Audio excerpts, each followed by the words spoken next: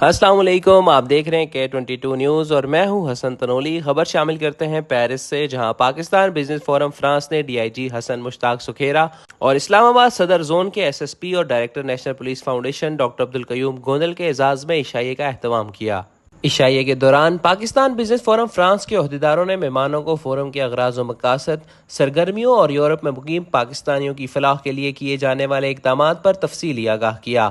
دونوں معزز مہمانوں نے فورم کی کاوشوں کو سراہتے ہوئے اسے اوورسیز پاکستانیوں کی مؤثر نمائندگی کا ایک مثبت قدم قرار دیا اور ہر ممکن تعاون کی یقین دہانی بھی کروائی۔ تقریب میں بانی اور جنرل سیکرٹری حاجی محمد اسلم چودھری، سینئر نائب صدر ڈاکٹر حمزہ تاج، نائب صدر راجہ مظہر ذمہ، deputy secretary Yasir Khan, finance secretary Imran but سمیت فورم کے متعدد اہم اراکین شریک ہوئے۔ اس موقع پر ڈاکٹر عبدالقیوم نے پاکستان بزنس فورم کا اعزازی ممبر بننے کے لیے فارم پر کیا، جبکہ فورم کی جانب سے انہیں لیگل ایڈوائزر ٹو پاکستان نامزد کر کے نوٹیفیکیشن بھی جاری کیا گیا۔ ڈاکٹر عبدالقیوم نے اس نامزدگی کو اعزاز قرار دیتے ہوئے کہا کہ ان کا کردار یورپ میں مقیم پاکستانیوں کو قانونی رہنمائی فراہم کرنا ہوگا۔